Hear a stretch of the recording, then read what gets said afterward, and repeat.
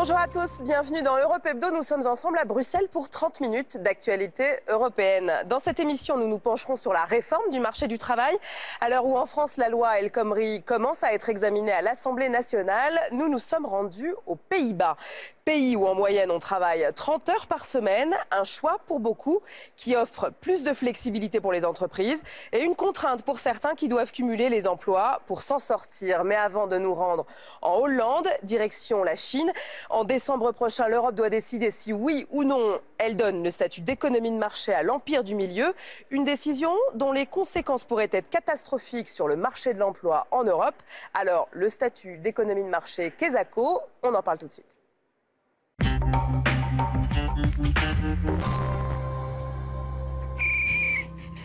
L'enjeu est énorme et le calendrier contraint. Alors en Europe, les secteurs touchés se mobilisent. Objectif, faire pression sur les gouvernements et la Commission européenne. Fait inédit, c'est le secteur de la métallurgie en Allemagne qui a ouvert le bal des manifestations. Nous manifestons contre le prix de l'acier qui vient de Chine. Nous voulons que les tarifs soient plus élevés pour l'acier qui arrive de là-bas, pour que l'industrie de l'acier en Allemagne et en Union européenne se porte mieux. La Chine est de loin le plus gros producteur d'acier au monde. En 25 ans, le pays a multiplié par 12 sa production pour ses infrastructures, ses logements. Maintenant que son économie ralentit, elle inonde le marché européen d'un acier à bas prix et étouffe l'industrie européenne, déjà mal en point. On n'est juste pas compétitifs, les Chinois nous ont doublés, ils sont venus ici, ont monopolisé le marché, et bon, on ne peut pas fonctionner à aussi bas coût qu'eux. La Chine est-elle une économie de marché? Voilà la question à laquelle la Commission européenne doit répondre avant décembre prochain. Une décision lourde de sens et qui risque d'avoir des conséquences désastreuses sur de nombreux secteurs d'activité en Europe. À la clé, des centaines de milliers d'emplois détruits en France, des millions sur le territoire européen. Mais les 28 sont divisés. Si nous ne voulons pas considérer que nous agissons à 28 et que nous regardons chacun nos agendas particuliers, nous commettons une erreur à court terme. C'est de la naïveté un peu cynique et une vraie faute politique et morale à long terme. Face à cette levée de bouclier, la Chine dispose de plusieurs armes et le fait savoir. Elle investit énormément en Europe et finance en partie le plan Juncker, ce plan d'investissement de 315 milliards d'euros destiné à relancer la croissance européenne. Des arguments de poids.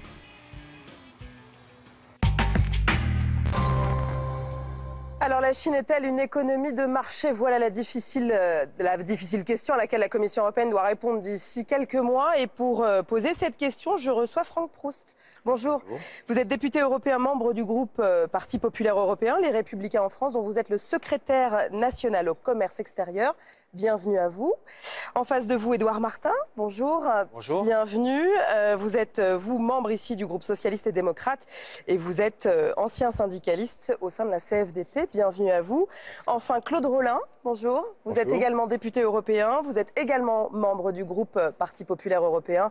Et vous êtes belge et vous êtes également ancien syndicaliste. Vous êtes l'ancien secrétaire général de la Confédération des syndicats chrétiens ici en Belgique. Bienvenue à vous. Messieurs, diriez-vous que c'est un véritable danger si la Chine obtient ce statut d'économie de marché? Et finalement, qu'est-ce que c'est ce statut d'économie de marché, Franck Proust? En fait, la reconnaissance d'un statut d'économie de marché, ça permet d'un prix, d'un bien qui est situé d'un prix normal, de le traduire en prix domestique. Est-ce que oui ou non, les prix domestiques pratiqués en Chine sont des prix normaux? La réponse est bien évidemment non. Je crois qu'aujourd'hui, tout le monde est unanime là-dessus. Mais en fait, la situation aujourd'hui reflète un flou juridique. On voudrait nous faire croire que la clause de révision, puisque je rappelle que quand la Chine a adhéré à l'OMC en 2001, il y avait une clause de révision qui faisait qu'en 2016, c'est-à-dire le 11 décembre, là pour une fois il y a un calendrier très précis, on devait revoir la méthodologie concernant le calcul d'un prix de revient. Et certains juristes de la Commission voudraient nous faire croire que la redéfinition de ce mode de calcul... C'est quelque chose de strictement technique finalement. Tout à fait, engendre, mais très important, puisque c'est ce qui va définir ce qu'on appelle le prix normal. Alors pour être clair, Franck Proust, parce que nous qui ne sommes pas économistes, le prix normal et le prix domestique, c'est quoi? Ça veut dire que pour avoir le prix normal que ça vaut sur le marché, il faut enlever par exemple les aides publiques, c'est quoi? Tout à fait. Vous avez je dis n'importe quoi, une bicyclette qui sort de Chine à 20 €, vous l'exportez alors que en fait la plupart des pays qui sont dans cet ensemble de statuts d'économie de marché ont un prix normal qui est de 40 euros. Qu'est-ce qui se passe au jour d'aujourd'hui? Il y a une disparité énorme. Voilà, une disparité énorme. Et donc, il y a une taxe anti-dumping qui est appliquée pour essayer de ramener le prix normal au prix domestique. Alors, Édouard Martin, quel est le problème finalement si ce statut est accordé à la Chine? Moi, je veux rebondir sur ce qui a été dit. Effectivement, la Commission et les juristes veulent nous embarquer dans un discours extrêmement technique et juridique. Oui, parce que c'est extrêmement compliqué. Voilà. Hein. J'ai envie de dire, moi, je suis un élu. Nous sommes des élus ici. Nous avons été élus par les citoyens européens. La seule question qui vaille, à mon sens, c'est est-ce que reconnaître ce statut à la Chine, est-ce que c'est bon pour les citoyens européens et pour l'Europe, oui ou non? Oui, mais alors là, La réponse est non. La réponse est non, parce qu'on a vu dans le reportage un exemple, le secteur de l'acier, qui subit actuellement une concurrence comme jamais il n'a subi. C'est-à-dire que les Chinois, même si... Alors même que la Chine n'a pas le statut d'économie de marché, il y a déjà une concurrence énorme sur l'acier. Donc on nous parle souvent du miracle chinois, mais quand même, quoi. Ils arrivent à nous produire une tonne d'acier quasiment au même prix que la matière première, que le minerai qu'on achète pour faire l'acier. Et effectivement, et c'est là où nous aurons, nous, je pense, une grosse difficulté sur les plaintes anti-dumping, c'est pour que l'OMC reconnaisse qu'il y a dumping, il faut qu'on prouve que le prix effectivement pratiqué sur le marché local est supérieur au prix pratiqué à l'exportation. Or, sur l'acier, effectivement, c'est le même prix. Mais derrière ça, il se cache la magie chinoise, c'est que c'est à coup de subventions qu'ils arrivent à maintenir des prix extrêmement bas. Donc il faudra aussi se battre contre les subventions publiques dont bénéficient beaucoup de secteurs de l'économie chinoise. On parle de l'acier, l'aluminium, le papier, la chimie, la céramique, etc. Donc ça peut avoir un impact négatif sur plusieurs millions d'emplois sur le secteur, dans le territoire européen. Et donc c'est absolument pas pensable qu'on puisse reconnaître ce statut à la Chine. Alors Claude Rolin, on voit bien qu'il y a des risques pour l'emploi, notamment l'acier, la céramique, enfin vous le disiez. Comment se fait-il que du coup, au vu de... On parle, la fourchette basse c'est quelques centaines de milliers d'emplois, fourchette hausse plusieurs millions d'emplois détruits en Europe. Comment se fait-il que du coup, on en soit encore aujourd'hui à se poser la question de donner ce statut à la Chine? Parce que le problème, il se fait au moment où on a intégré l'OMC, la Chine plutôt, dans l'OMC, on a décidé d'une procédure qui arrive, sur laquelle il y a un traitement particulier, une méthodologie particulière sur les règles anti-dumping. Ça arrive en expiration fin 2016. Alors aujourd'hui, se pose la question, est-ce qu'on va ou non lui octroyer ce statut d'économie de marché? Or, il est clair, Édouard l'a dit tout à l'heure, si nous octroyons ce statut, ça veut dire une catastrophe en termes d'emploi. Si je prends simplement la sidérurgie, les outils en termes d'acier, eh bien, il faut savoir que nous n'aurons plus aucune entreprise qui sera en capacité de produire dans les coûts qui seront imposés par la Chine. Parce qu'on sera inondé par l'acier chinois. Parce que la Chine aujourd'hui produit beaucoup plus que ce que la planète a besoin, à des prix qui sont non concurrentiels, sans tenir compte d'un salaire minimum, sans tenir compte de conditions de travail, sans tenir compte de conditions environnementales, en injectant de l'argent public dans cette production. En Europe, moi je me souviens, comme syndicaliste, au début de ma carrière, j'ai vécu une des premières restructurations d'un outil chirurgique en Belgique, qui était à Attu, dans le sud de la Belgique. On a fermé cet outil-là, puis on a fermé Longwy en France et d'autres outils. Pourquoi ? Notamment parce que nous devions réguler notre production d'acier pour ne pas avoir une surproduction. Nous avons fait tous ces efforts avec des drames sociaux, avec des drames humains, avec des drames économiques, et demain, on se retrouverait dans une situation où un acteur nous inonde complètement et détruit nos outils sur. Et pourquoi la Chine produit autant dans ce cas-là, Franck Proust? Quel est le problème en fait avec la Chine? La Chine ne respecte pas grand-chose, aussi bien sur les volumes que sur les tarifs. Mais aujourd'hui, à mon sens, ce qui est important, c'est qu'on n'est plus à l'époque de savoir si on doit lui octroyer, oui ou non, ce statut d'économie de marché. Je crois que ce qui est important, c'est de savoir comment on va dire non. Parce que le grand débat qui se pose derrière, c'est pour ça qu'il y a des gens qui hésitent, c'est qu'il y a un problème diplomatique. Tout le monde a peur des mesures de rétorsion parce que tout compte fait... Alors les mesures de rétorsion, pour être clair, c'est une fermeture du marché chinois aux entreprises européennes. Tout à fait. Donc il va falloir avoir une solution peut-être diplomatique, une grande solidarité entre pays européens, peut-être également pour une fois avec les États-Unis et le Japon, puisque le Japon, les États-Unis et l'Europe sont les trois partenaires principaux de la Chine.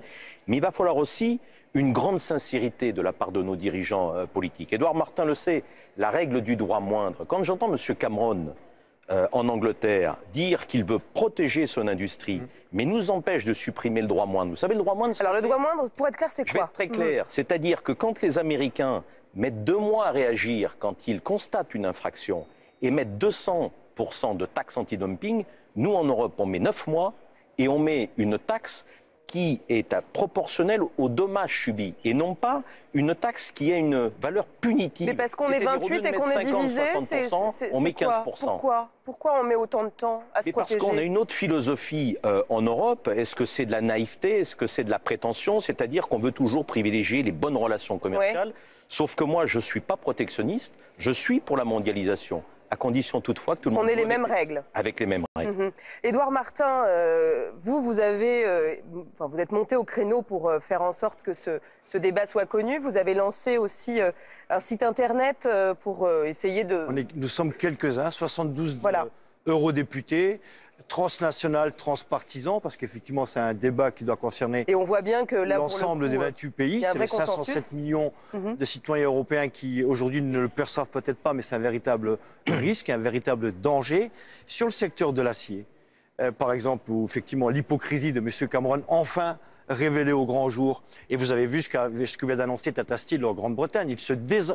Tata Steel ne se désengage pas de l'acier en Europe. Tata Steel qui est producteur d'acier. D'acier, Tata Steel se désengage de l'Angleterre, uniquement de la Grande-Bretagne. Parce que le patron de Tata Steel a dit publiquement, voilà un pays sur lequel je suis implanté et les dirigeants ne sont pas capables, ne veulent pas défendre un secteur industriel qui contribue à la belle économie. Pour être clair, la décision doit être prise pour le 11 décembre prochain. Comment est-ce que le Parlement européen et a fortiori les syndicats concernés vont pouvoir faire pression sur la Commission, sur le Conseil pour que cette décision soit finalement négative? Vous parliez tout à l'heure, Franck Proust, de la nécessité en fait, d'être diplomate avec la Chine parce que effectivement dans l'autre sens, il y a quand même beaucoup d'investissements chinois en Europe, les mesures de rétorsion et ce fameux plan Juncker qui est en partie financé par des fonds chinois. Comment on fait? Je crois qu'il y a déjà un débat la semaine prochaine à Strasbourg qui engendrera vraisemblablement une résolution au mois de juin.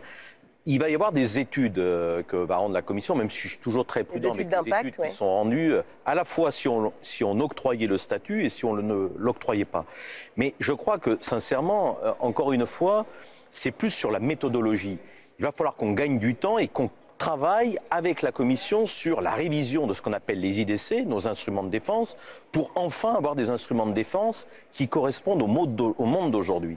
Être efficace, être performant et surtout, quand on constate une infraction, pouvoir avoir de la réactivité, comme dans le monde de l'entreprise, ne pas attendre 9 mois, mais 2 mois. Quand on regarde l'histoire des panneaux photovoltaïques, on voit là que ça a été... Pour moi, qui a été un secteur effectivement complètement ravagé par les panneaux chinois. On a commencé à réagir quand tout le monde était mort. Et une fois qu'on a réagi, le Premier ministre chinois est venu en Allemagne voir Mme Merkel, a fait pression par rapport au secteur automobile, comme vous le disiez tout à l'heure. Conclusion, c'est les vins français et les spiritueux qui ont eu les mesures de rétorsion. Donc je parlais à la fois d'une grande solidarité européenne, une solidarité internationale, peut-être voire même la création d'un fonds spécifique pour surmonter les difficultés à court terme d'éventuelles mesures de rétorsion et préparer l'avenir, mais surtout se doter d'outils qui soient des outils efficaces. Oui, Édouard Martin, vous êtes confiant sur la possibilité de... Non, pas du tout. Je n'ai aucune confiance aux relations commerciales, économiques avec la Chine, ça a été dit. Quand la Chine n'y trouve pas son compte, elle menace. Elle prend des mesures de rétorsion alors qu'elle est en train de frapper à la porte de l'OMC. Aujourd'hui, le seul pays qui officiellement s'est déclaré contre la reconnaissance du statut d'économie de marché à la Chine, c'est l'Italie. Les autres n'osent pas parce qu'effectivement, on craint tous des mesures de rétorsion. Et derrière ça, la Chine a une véritable politique industrielle. Et ceux qui, en Europe, et il y en a, nous avons des commissaires qui ne défendent pas le secteur industriel, qui veulent effectivement minimiser l'impact sur les emplois industriels et qui disent on pourra compenser par les emplois de services. Mais si vous regardez bien les chiffres d'investissement en Chine, ils vont investir des dizaines et dizaines de milliards dans les services. Ils vont s'améliorer. Et de deux, sur le secteur de l'acier, aujourd'hui, dans la production mondiale, il n'y a pas un industriel qui gagne de l'argent en produisant de l'acier, y compris les Chinois. Les Chinois perdent 55 $ par tonne d'acier produite. Mais tout ça, c'est compensé par des subventions publiques. Et l'idée, c'est quoi? c'est effectivement d'être les maîtres du marché mondial de l'acier. Et le jour où nous aurons disparu, et ceux qui disent c'est bon pour notre économie parce que ça va nous permettre pendant un temps d'acheter l'acier moins cher. Mais plus tard, lorsqu'on ne produira plus d'acier parce qu'on ne tiendra pas longtemps comme ça, finalement, on sera complètement dépendant de l'acier chinois et ils pourront nous imposer les prix qu'ils veulent. Ouais. Donc c'est vraiment une vue à très court-termiste que d'accepter ce statut à la Chine. C'est déjà le cas aujourd'hui. Je me souviens, il y a 2 ans, 3 ans même, j'étais rapporteur au Comité économique et social européen justement sur le plan acier. L'analyse que nous faisions, employeurs et responsables syndicaux, c'était qu'en cas de reprise économique, aujourd'hui, en Europe, nous n'avions plus les outils pour produire simplement l'acier dont nous avons besoin. Nous sommes déjà dans cette situation. Donc c'est un massacre économique, il faut l'arrêter et il y a des outils. Alors la confiance, mais le politique doit jouer son rôle. La Commission doit être consciente des problèmes et de l'avenir de l'économie européenne, mais je crois, et nous croyons à quelques-uns en tous les cas, qu'il faut aussi une mobilisation citoyenne. C'est-à-dire que les citoyens, que les Européens prennent conscience en fait des risques, des enjeux, et le rôle des citoyens peut être important. Il ne faut jamais oublier. Et on l'a vu sur le TAFTA, notamment, le traité transatlantique, comment les citoyens ont effectivement mis ça à l'agenda. Excusez-moi quand même qu'à ce jour, il y a 52 procédures anti-dumping à l'égard de la Chine. Donc, ce qui montre qu'il y a un véritable problème. Alors, il y a un autre dossier sur lequel les citoyens se sont mobilisés ces derniers jours, c'est la loi travail en France. La loi travail qui arrive à l'Assemblée à partir de cette semaine, qui est en examen. Alors, dans ce texte, il est question donc de réformer le marché du travail en France. Alors, du coup, nous avons voulu savoir comment nos voisins européens s'étaient débrouillés de leur côté pour créer cette fameuse flexi-sécurité que chacun appelle de ses voeux. En Hollande, par exemple, on travaille en moyenne 30 heures par semaine. Louis Sibyl a été voir comment cela se passe.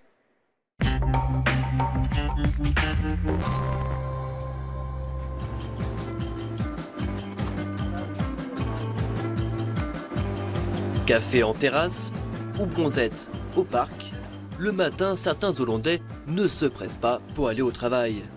Et pour cause, ici, la moyenne, c'est 30 heures par semaine. Un record européen, la moitié des personnes pratiquent le temps partiel, c'est 3 fois plus qu'en France. Exemple, dans cette entreprise de pneumatiques qui emploie 700 salariés. Normalement, il y a 6 personnes qui travaillent ici et comme vous le voyez, il y a de la place disponible à cause du temps partiel, souvent pris le mercredi et le vendredi. Bonjour. Bonjour. Ici, chacun gère son emploi du temps. Les ressources humaines sont habituées. Un maître mot, la flexibilité. Ça va bien? Quel jour tu as choisi, toi? J'ai choisi le mercredi pour mon jour de repos. J'ai vu ça avec mon équipe. On essaie de caler toutes les réunions de l'entreprise le lundi. Et si quelqu'un ne peut pas, on lui demande de passer un coup de fil ou de faire une visioconférence. Depuis une loi de l'an 2000, un salarié peut demander à être embauché en temps partiel et le patron ne peut pratiquement pas refuser. Le temps de travail peut même être annualisé. Ici, on a une vingtaine de personnes, ça fait partie justement des activités saisonnières. C'est un département en fait qui compte à peu près 5 personnes hors saison et qui monte jusqu'à une vingtaine de personnes en pleine saison, c'est-à-dire maintenant. Chacun y trouve son compte, même le dirigeant, car son entreprise reste compétitive. Si on était bloqué par des temps de travail à temps complet, si on n'avait pas cette flexibilité, je pense qu'on ne pourrait pas s'adapter notamment aux fortes saisons. La Hollande est l'un des pays les plus productifs d'Europe.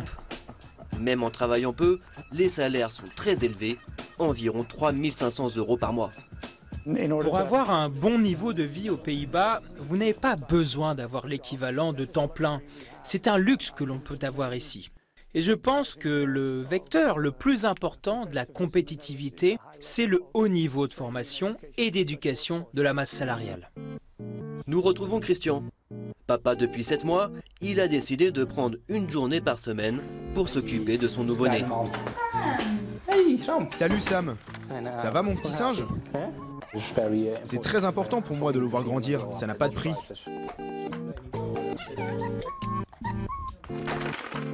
Christian alterne la garde avec sa femme et ça évite de payer une crèche qui coûte très cher aux Pays-Bas.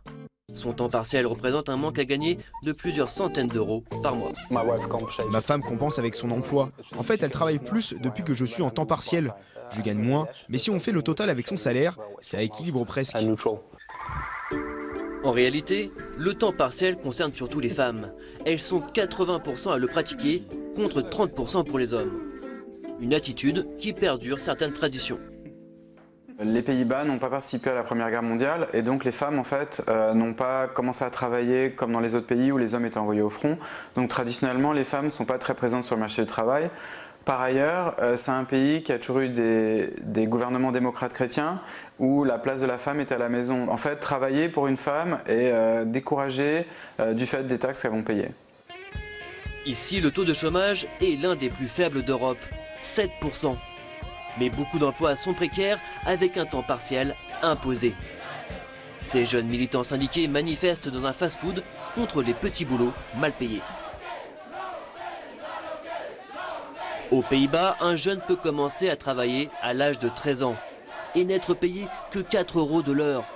Certains employeurs préfèrent donc multiplier de jeunes recrues à temps partiel. Si quelqu'un est malade, c'est plus facile de le remplacer pour une entreprise. Ça lui revient moins cher. Mais les employés, eux, ne travaillent pas assez et ne gagnent pas assez d'argent pour joindre les deux bouts. Tarisha Mathurin est étudiante en anglais. Elle a enchaîné 3 temps partiels depuis qu'elle a 15 ans. Je lui ai dit à mon boss qu'avec ce salaire, je peux me payer que la moitié de mon hamburger. Aujourd'hui, elle travaille 20 heures par semaine et pour elle, c'est synonyme de précarité. Je suis indépendante, donc j'habite dans un studio. Ça fait 500 € par mois. Ça représente 100 heures de travail pour moi. C'est donc très dur d'entreprendre des études à côté dans ces conditions. Aujourd'hui, 60% des jeunes sont employés à temps partiel, avec des conséquences importantes sur le moral. Dans les catégories les plus défavorisées, près d'1 sur 10 a connu un burn-out.